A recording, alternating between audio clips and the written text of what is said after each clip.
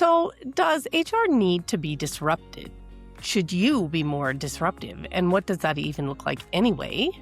The source of Disrupt HR is my guest this week for my 5th anniversary episode, EA. And that whole discussion is coming up now.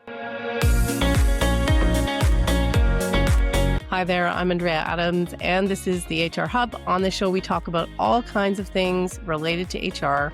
You could please subscribe to the show or to the podcast to keep learning from my fantastic guests. So, as I alluded, today my guest is Jennifer McClure. She almost needs no introduction, but I will say it. She is the one who founded Disrupt HR. That's the global movement that most of us have heard about or even participated in. She's also a professional speaker and trainer. Hello, Jennifer. How are you? Well, thank you for having me here today, and congratulations on your 5th anniversary. Well, thank you. I'm excited. I'm excited about that. You know, we just as we were about to hit record, you were talking about a labor of love. I tell you, this is a labor of love too.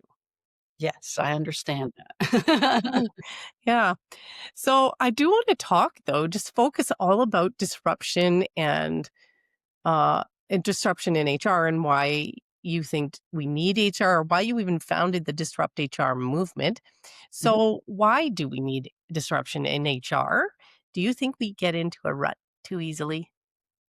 That would certainly be a big part of it. I think, we've all been disrupted, especially over the last 5 years. I know I thought during 2020, 2021 that no one would ever want to be disrupted again. But the truth is, it's happening to us all every day, all the time, and at a faster pace than ever before. So, does HR need to be disrupted? It is being disrupted. Outside forces are causing things to need to be done differently, to be looked at differently, to think about a future that we can't predict what's going to happen. So the old ways of doing HR have always needed to be reevaluated, relooked at, but not everybody did that. Hmm. Sometimes we just got in a rut and we said, this is the way it's done, and these are the systems that we have, and these are the processes that we use. And rarely did we deviate from that. And a lot of HR people were and are still comfortable with that very kind of in the tracks way of thinking. But the truth is, again, the way the workplace is evolving, the way the world is evolving, the way technology is changing, we have to look differently at everything. And Disrupt HR was started really to allow people to share their ideas about how to accomplish that. And over the years, we've been around since we're about to come up on an anniversary too, as of this recording. Yep. Our 12th year anniversary for Disrupt HR is December Hmm. 13th. Hmm. We started in 2020, not 2020, 2013. Hmm. And so the goal was, again, to give people an opportunity to share their ideas about the work and the workplace and how we could think differently about the future of work back in Hmm. 2013. But Hmm. here we are 12 years later, and over 10,000 people have taken the stage on Disrupt HR events around the world and shared their ideas. Are all of them truly disruptive? No. Some people it's disruptive for them to challenge themselves to get up on a stage and speak and share their idea Hmm. and survive. And some people have shared really disruptive ideas, and some people have shared, diversity is good, you need a benefits plan, all that stuff, which is just the way things are. But again, they had the opportunity to share their take on it, and that's why and what we're all about. Hmm. We don't want change for change's sake, I don't think. We've got enough change coming at us without inventing it. Mhm. So, when is disruption a good thing and when's it a bad thing? I mean, I want to validate all those people out there who don't want change, but also challenge them. Well, again, I think don't want change, I would be wary of that. Do Okay. we like change? Absolutely not. As humans in general, we Mhm. just don't like change. Should we be seeking out change even when things are working well? I think so, Mm. because often there is maybe a better way of doing something that's working well, or a way we need to think differently because things are changing around what's working well. So Our tendency, again, as humans and HR people, has always been to be reactive. Okay, this happened, so therefore we need to do something different. Now we need to look at our policies, or now we need to hire differently, or now we need to think differently about our values or what we are about as a company. Well, Mhm. what I think we should be doing, and again, what Disrupt HR hopefully encourages people to do, is to think about how can we stay ahead of change? How can we prepare for something that may work better in the future than what's working now? So I'm a big advocate for looking at even what's working, and when things are going well, okay, maybe take a couple of days or a couple of weeks to take a breath and say, wow, things are working well. I don't think that happens really for anybody. There's always something on fire somewhere. Yeah, But yeah. even when things are working well, we should be thinking about, what does the workplace look like with what we know today in 6 months from now, Mhm, 2 years from now? mhm. Certainly, you can look at one critical part of, the talent side of the business is recruiting and hiring people. My goodness, that's changed dramatically Oh, over the last yeah. 5 There's years in terms of what people expect in a job, what they'll accept in a job. We've gone from when I started in the workplace decades ago, you really looked for a company that you could stay with forever, and mhm, you wanted a place that would offer you a pension plan and benefits that would, carry you through past retirement. That's evolved over the years, but certainly in today's climate globally, again, we like to blame certain generations, but it's not just the younger generations. People are looking at work as, I'm going to go work somewhere where I can learn and grow. And that might be mhm, 6 months that I stay there. I might stay there for a couple of years, but they're not looking at their careers in the same way. And so if we still have hiring practices and expectations of our employees that we're hiring you, we're slapping on these golden handcuffs and you're going to stay here forever, that's not going to be as helpful to us. Not gonna be able to recruit people in today's mindset, because that's not mhm. what they're looking for, Yeah. and therefore, it's gonna be a big talent gap in our organization. So, the world of work's changing, but I think the forward-thinking, disruptive leaders, again, not just in HR, but I'm focused on the HR folks, or the people, Mhm, um, we are thinking about, what do we need to plan for in the future that is likely unknown, but with where things are heading, or how trends are going, or what is being predicted, or where the data shows us that things are going. What do we need to do differently in the future with things that are working now, with things that are broken, or with things that we don't even have in place that maybe, 10 years ago, people didn't have in place policies, procedures, a culture around hybrid or remote work. There were very few people that had the opportunity to work remotely, and they didn't even have to call in on Zoom calls or Teams calls, then, yeah, because they were just remote. They were kind of yeah. forgotten.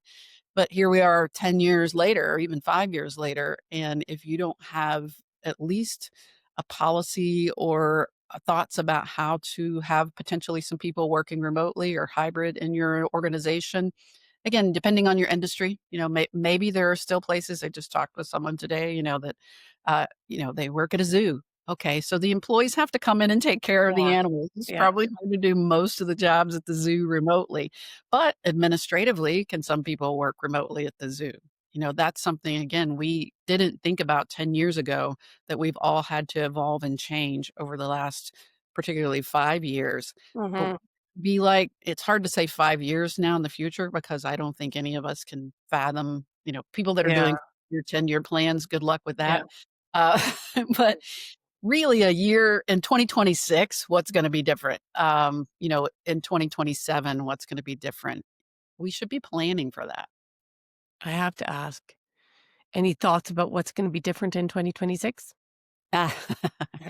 Yeah, that's, I think the elephant in the room is AI and how it impacts the workplace and the workforce, and both company opinions about what it will and won't do, and employees' thoughts about how it's going to impact their work. I think we've seen in 2025, there's starting to be a slight shift to people realizing that implementing AI or bringing it into the workplace isn't all about efficiency, because they're not seeing the efficiency gains that they thought they would by cutting 20% of their workforce Yeah, and yeah. building a bunch of agents and chatbots. There still is a human connection that's needed, and that wasn't maybe something that we receive until we actually did that in the workplace. So I think hopefully, my goal is that we start to see it as a way to enhance people's work, as a way to help them be more productive so that they can do more creative and strategic thinking or focus on higher value work. But Mm-hmm. that in 2026, I think, is where for HR people in particular, the real work needs to be done. We need to be looking at our jobs differently. What is the high value work that we want to push people towards? What are the things that can absolutely be done by automation or AI or any of those types of things that don't require human intervention? I think some of the companies that were in the headlines in 2025, like Moderna, um, or BCG or companies that have really went all in on AI, one of the important things they did first was to evaluate what work was truly human before saying, "Oh, wow, AI is coming in. We can probably automate a bunch of stuff. Let's cut a bunch of low-level jobs and let's pause all entry-level hiring because we don't need those people to do, regular repetitive work." I think again, those type of companies didn't look at it that way, but the companies that did are now saying, well, what we're missing by not bringing in entry level hires are people who are growing with our culture and our systems who will become the leaders that we need in the future, or that they're coming in with a different perspective on how we can use AI. And we've not thought about, again, how those people can bring higher value work in the past. So that's the real challenge, I think, in 2026. Maybe not so much about well, it is how the work will change, but where does HR and the people side of the business need to be focused? It's Mm-hmm. on reevaluate jobs. How do we reevaluate the work? How do we focus people and train them? That's a big piece of what will need to be done in 2026. A lot of studies are showing that companies, again, are bringing in AI, but they haven't done the training to show employees how to really utilize it. So their investment is not paying off. That's where HR really can add value. Looking at a broad perspective of how we use AI in the workplace, what is the higher value work that we want or we think and believe that only humans can do today? Mm-hmm.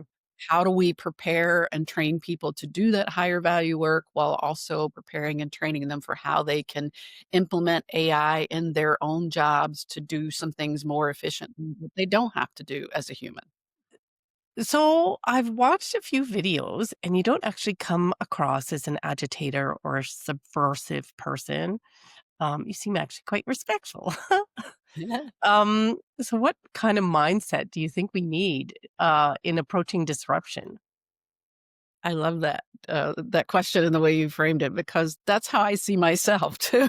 Okay, perfect. I Perfect. think, so being the chief excitement officer of Disrupt HR or associated with disruption would not have been what I would have told you many years ago would be part of my brand. But I think what is important for me and what I encourage others to do is to be open. I'm open and I'm curious. I want to know if there are better ideas out there. I'm happy to listen to people who think differently than me. And Disrupt HR was founded because of that. I was on an advisory board for a local startup entrepreneur for his company, and we were just having a lunch meeting, and I was hearing all the great things that was going on in their company and giving my thoughts about that. And it was about 3 years into me having started my own business as a speaker, and he turned the conversation around and said, "What are you seeing out there as a speaker? You're 3 years into this now, what's coming in the future for you?" And I was just kind of, again, thinking about the future, and I said, "I speak on a lot of conference stages in the HR recruiting talent space." At the time, I was doing maybe 50 or 60 conferences a year, and I said, "I see a lot of the same people speaking on these stages, and I hear a lot of the same presentations or same ideas." There's Mm, our conference always something about compliance. There's always the attorneys telling you what you can't do and trying to scare everybody, and then there's the motivational speaker who's telling you what the future could look like. And all of that is not a criticism of any conference or HR conference because most people go to one, not 50.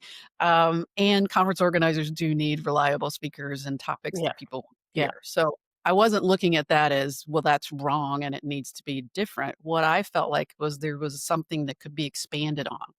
Again, a stage where we were getting people on this giving people the opportunity who aren't on those conference stages, who aren't sharing same ideas.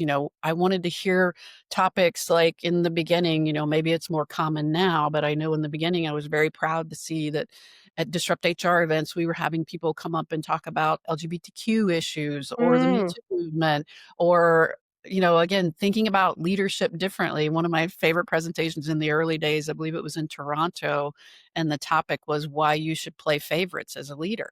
That's not a conference topic that you're going to hear. Oh, yeah. Her 5-minute talk and idea, again, she made some good I love Disrupt HR should really be kind of flipping an idea on its head, and her point was you spend most of the time managing your bottom performers when it is the top performers who are, getting the most results. So as a leader, you should be, obviously favorites is the play on words there, but you should be focusing your attention there. So that was the goal with Disrupt HR, and having that meeting with him because he's an instigator, he's a starter, I'm an executor. Mhm. He kind of like lit the flame under that and he said, "Let's do this. Let's hold an event in Cincinnati. Let's invite some of the cool people we know to give a talk." So, you know, is it my way of going to say, "Yeah, let's hold 5-minute, 20-slide, 15-second talks at a brewery and give people free beer and allow them to cuss on stage?" I probably wouldn't have come up with that idea. But because I partnered with someone or I shared my idea with someone who helped to make it better, it became something that brought a lot of what we were both thinking to the table, and again, made it different and unique, where because I was so entrenched in the regular conference type flow, Yes, I might have yes. just created a different type of conference. So I Mhm. think that's important for people who are wanting to be disruptive or to think about how they can make positive change. Do you have diversity of thought, ideas, all the types of diversity in the people that you're involving in that? Because different people will bring different perspectives, different ideas to the table, and that's likely where your best ultimate idea is gonna come from. If you just bring people in who, again, maybe you have a onboarding process that is working pretty well today, but you get a wild hair and you say, "I wanna disrupt our onboarding process. I'm gonna bring in everybody who works in the onboarding process into a meeting and ask them how we can do it better, different." They might not have as many ideas as if you say, "I'm gonna bring in some recent new hires. I'm going to talk to some people at other Mm, companies, to bring in somebody from marketing, to maybe give us some fresh thoughts or perspectives on how we mm. disrupt or change our onboarding process." Because it's difficult for those of us who are entrenched in doing the work to Yes, often think how it could be done differently. We're better at right. thinking it what couldn't be. But when other people test that or challenge us on that or bring in ideas of something that they've seen or heard or read or, come up with in a dream, who knows, then it's a way that we can all, I think, be disruptive. So I'm excited that, I am involved in this world, but I'm able to amplify the ideas of others rather than being the chief disruptor myself. Right. Right, okay. Uh, so for someone in mid-level HR, which is most of my audience, they're not decision makers. Sometimes they may not even have a lot of access to a decision maker. How can they still be disruptors? And what skills really does being a disruptor take? I'd say the biggest one that I've said it earlier is curiosity. Curiosity Mm, about the business, curiosity about what the biggest challenges are that the business is facing, what are the biggest opportunities, and that may be your own personal perspective, but also that's informed by what you're hearing from leadership or others. mhm, So, biggest challenge in the business for 2026 is that we have to increase our revenue. This year, we lost money as a company, so we've got to figure out how to grow revenue. Then I would dive deep into how do we actually generate revenue as a company? What are the drivers of that? Is it our mhm, our salespeople? Is it our proprietary, mm, secret formula? What are the things that drive revenue? And then I, as an HR person, how do I contribute to that? So being curious about, okay, here's our goal as a company. mhm, What drives that?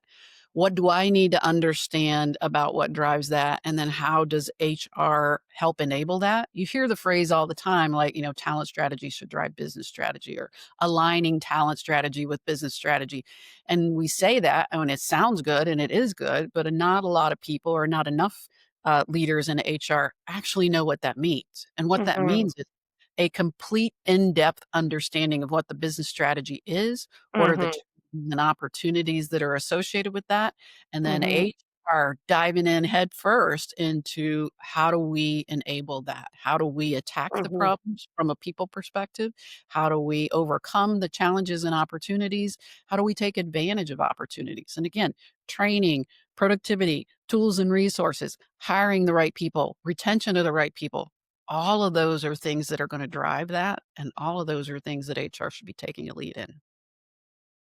Where are you actually at the moment seeing some great opportunities for disruption? Anything? I created a new keynote for 2025, and when I started that process about this time in 2024, I was kinda, like, adamant that I was going to create a keynote that I could talk to HR leaders about how, again, they can drive value and lead in transformation in today's disruption, without talking about AI. And after, working on the talk and gathering my ideas and thoughts for a little while, I'm like, "I'm not an AI expert, but I Mhm. not talk about AI, and I can't Mhm. challenge myself. Again, I'm never gonna be the one who comes in and helps you implement your AI strategy or helps you to choose the right tools or whatever because there are better people out there, that can do that, and I would be Mhm. happy to refer people to them.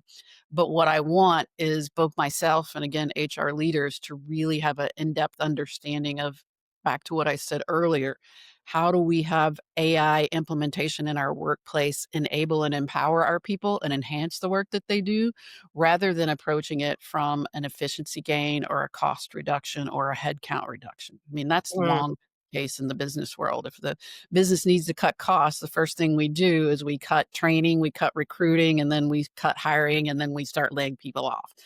All of those are the absolute wrong way to approach needing to cut costs in the business, in my opinion. Mhm. Maybe some of those things need to be reduced or cut, but the people who are actually gonna give you the ideas and the innovation and do the delivery of the work that needs to be Mhm. done to actually change things and make more money and grow the business and stay competitive, it's the people side of the business. So if we stop investing in that, then we're going to actually go backwards, not just Mhm. reducing costs, but we're going to put ourselves in a hole, and again, a lot of companies are doing that even today. So where can HR focus their disruptive efforts in 2026? Whether you're in a 100-person company or you're an HR department of 1 or you're in a 10,000-person company and you're part of a larger HR team, educate yourself on how AI impacts the business and people and the work in general. And even OpenAI, which is ChatGPT, has a whole training program that's free. Um, I have it up in a browser on my website now for HR on how to use AI. So for anyone who's saying, I don't even know where to start, just start. Yeah. Put into ChatGPT, how can I get a basic understanding of how to use AI in HR? Recommend some resources and give me some source links. Start with AI, asking it how to use AI, but you really need to have more than just a surface level understanding, Mhm. but really lead. I encourage HR people to be leading the conversation in their organizations about how we're going to implement AI with our workforce and in our workplace. Because Mhm. again, allowing the CFO or the CIO or others, I say allowing, if they're leading the Yeah. conversation, it's going to be an efficiency focus, It productivity, is. It is. And if we cost. don't I've said that before myself, if we don't get ahead of this, we're Yeah. gonna be following up, cleaning up, and doing a lot of terminations. Exactly.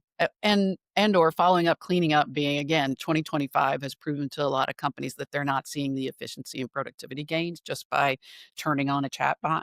So truly HR leaders need to be educating themselves on AI, how it implements or interacts in their workplace, how it can be used. Start if you have leaders who are reticent on how to use AI, or maybe they're kind of saying, no, we don't want this. Start in HR first. Show them how you and your team can Mm. enhance your work, do more Mhm. higher value work, be the pilot if Mhm. have that level of authority to say, "We're gonna test it in HR first." I did that.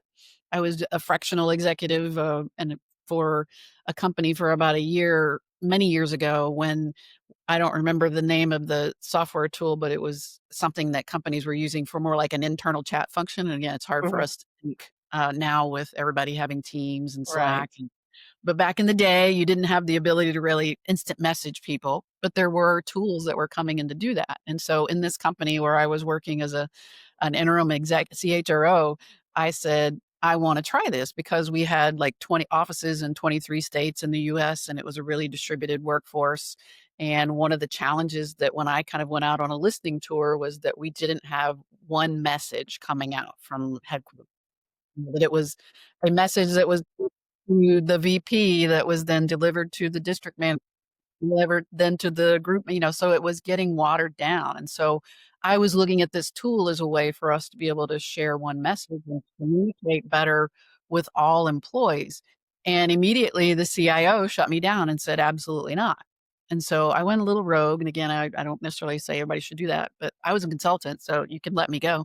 So Right. I went a little rogue and I brought it in and I just did it in HR.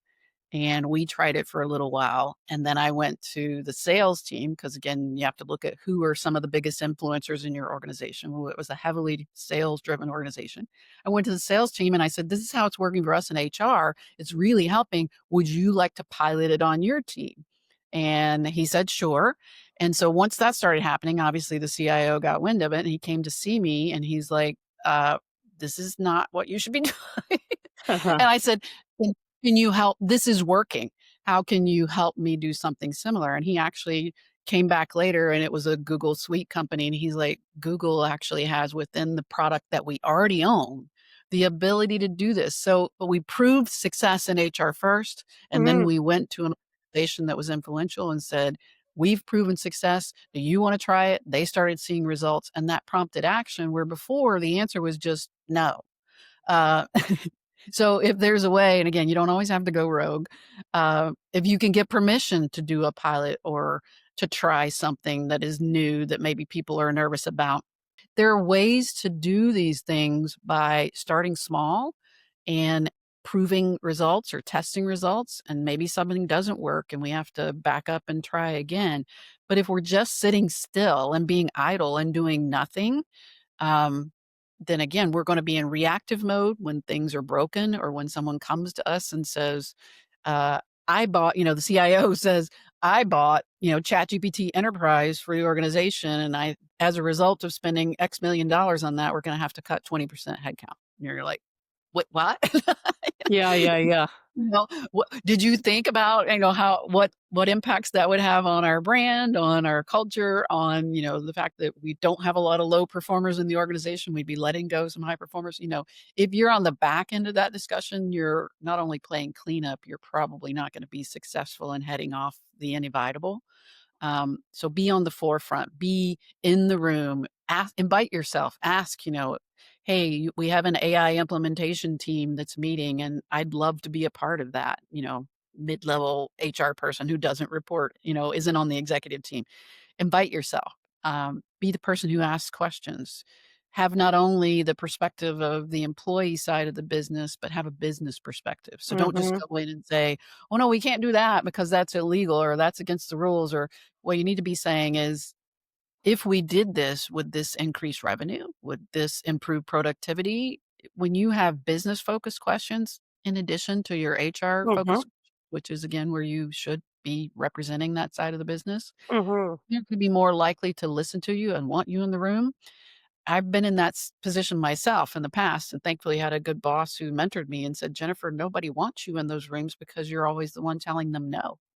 Um, what you need to do is to show up to listen. And if you disagree, or if you feel like we can't do something, instead of saying, no, we can't do this, what you should be saying instead is, this causes me some concern. I'd like to look into how this might impact the business if we implemented this change. Could I get back to you in a week after I've done some research and maybe even propose a different way? Mhm. So I'm not just going to tell you no because I think it's the wrong thing to do. I'm either going to go prove that it's the wrong thing to do through data, through information. And if I do that, then it's not just bonus points, it's a requirement. I also need to come to you with a suggestion for what we could do instead. Yes, We exactly. obviously proposed this change that I'm saying won't work because we need something to change. We need, to take advantage of an opportunity. We need to solve a problem. So if I'm not part of the solution, I'm just telling you that all your solutions won't work, then I become a stopper to progress in the business. And I've heard it called in the past, the business prevention unit. HR is the business business prevention unit I instead have of not heard that one. Ouch. We don't wanna be the business prevention unit. We wanna be that when somebody's in a high level meeting where they're talking about a new change or something different, they look around and they go, "Wait a minute, we don't have anybody from HR in the room. We need to get them involved because we wanna hear their ideas and perspective as well." Hmm. You wanna be invited into the room. Sometimes you have to invite yourself first, show you add value, and then the invitations, I think, will come. Well, one reflection on that I just is like you were demonstrating in that answer how HR can lead, which I Mhm. thought was super interesting. Um, so in sort of a similar vein, are there any ideas that have come out of Disrupt HR that's now mainstream? That's just how we do it.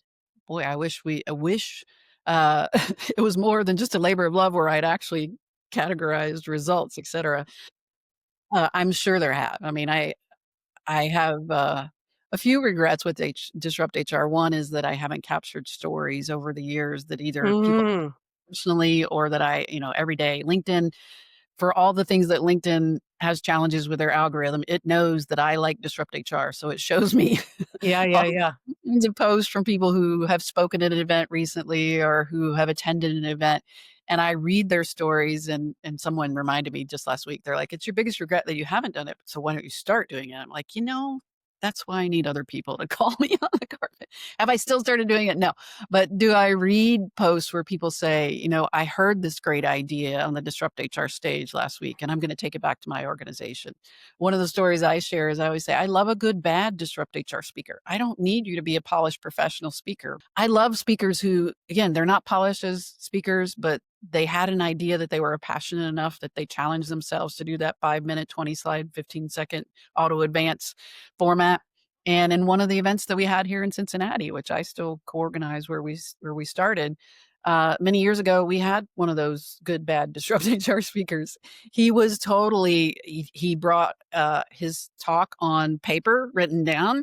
He never looked up from the stage. He read his, content, which was not engaging at all, but he was the last speaker before our short break for intermission, and after his talk, a couple of people came up to me and said, "Man, that guy was terrible, but I loved his idea, and yeah. I'm gonna take it back to my company." That's what I think has happened with Disrupt HR events, the hundreds of events that have been held around the world. It's sparked ideas for people. Can I think of, to answer your original question, something where now it's mainstream that a Disrupt HR speaker talk? There probably is, I just don't know about it, but I know there are hundreds or maybe even thousands of ideas that spread that people took back to their Mhm. organization, that maybe they tried from what they heard from a spark of an idea on a stage or what someone else had done. So that's I think where the disruption is happening. Uh, I'd love to be able to tell you, yeah, here's 5 ideas that, now Microsoft is doing because they heard it Yeah, at yeah, yeah. HR, but I don't have that kinda intel about it because these Yeah. are You grassroots of it. you They're know the they most disruptive idea, or it was unusual, I have to say, like, the most unusual that I saw at any disrupt. Someone was promoting, um, mushrooms as a leadership development tool. I've seen that talk, yeah. You know what? Like, I I don't do that, but, I was curious. I sure was curious. I uploaded a video just this week, and again, I don't even remember what city because there are hundreds of videos I'm uploading every week. Um, and the title was something like, I don't think it was this, but it was something like "Why Your Leadership Team Should Be on Psychedelics." And again, Yeah, that's what I yeah, love yeah. about Disrupt HR. Maybe if if I get a chance to watch that talk, maybe that is the idea, but maybe it's also a play on something, but the goal is to spark thought, to Mhm. challenge people. And even, over the years, we've had some event organizers who maybe after their event, they reached out to me and they're like, somebody gave a talk that we weren't expecting that we completely disagree with. Um, their idea, should we post the video? And I tell them, I'm like, it's up to you, if you want to share the video or not. But the fact that, as long as you're not maybe advocating murder or something like that. Mm, But if they, like one of those talks was a person who was saying DEI was bad and yeah. wrong. the organizer was like, "That's not my viewpoint." And I said, It doesn't need to be your viewpoint, but it's up Yeah. to you if you post it." And he ultimately decided he edited into the video, "This does not reflect the views of, Yes. Disrupt HR City or the organizers, but we felt that it was an idea that." On the other hand, that same person who gave the DEI's bad talk, I see again their post on LinkedIn where like, "People watched my Disrupt HR talk and I'm getting invited to speak in organization." So whether we like some ideas or we consider them good, um, I'm not for platforming hate or, Yeah. anything of that nature. So again, I personally wouldn't want, someone to get up and um, be truly divisive. And if I were aware of that, would I make the decision not to post the video? Maybe. It doesn't mean that there's not room for different ways of thinking, different ways of approaching things. Anytime you are opening up a stage to people to share their ideas, sometimes they're going to be ideas you agree with, and sometimes they're going to be not. Um, I want to go circle back to the change thing. I talked about it a little bit at the beginning. And I've talked to other guests who are just talking about the constant pace of change. I'm hearing quite a lot on the channel lately. And this year was maybe with the year of burnout. Maybe that was last year. But people are seeming like they're reaching some sort of saturation point. My guests are talking about apathy, numbness was a whole topic, disengagement, burnout. Should we just pause? I know we can't pause the disruption, but should we? I think you answered your own question. You said we can't. I mean, we Maybe can't. we should though. Maybe I'm just I maybe don't think I don't think we maybe can we need to be. disengage from the world that we live in and the pace of change and the challenges and the uncertainty that's out there is exhausting, but it is real, and these are external forces that we don't control. So I think you have a choice to say, "I'm going to withdraw from that." That's probably not going to end up going well for anybody if you do that, including yourself. Mhm. Where you can say, "I need to figure out how I can approach this wisely." Um, and a big piece of that is how do you prioritize your own mental health and well-being? Yeah. Are you working 12 hours a day, 7 days a week, trying to keep up with the pace of change? If that's the case, then what do I need to do to change that? Mhm. It's probably not as easy as just saying, "I'm going to work 8 hours a day, 5 days a week," because something's happening. Either you don't, again, you're back to you don't have enough people, you don't have the right people don't have the right tools, training, et cetera. Something's causing that, more likely than it's just you deciding to do that. But that's probably what needs to be changed. How do we ensure that the change burden is spread amongst people and not carried by one person, whether they've taken that on their own or whether we've assigned it to them? How do we ensure that we are encouraging our people to prioritize their well-being and taking time away from work? How do we make sure that we're providing resources for people so that they're not getting burnt out? I think change has always been inevitable. I worked, in the 90s, the mid to late 90s, I worked in a Japanese automotive organization where just during the 7 or 8 years that I worked there, we built an additional plant across the parking lot from the one that we had to add another product line. We built on to the first plant twice. We added on to the new plant 3 times. We kept adding more customers, more product, more growth. We doubled in size while I was there in terms of employees.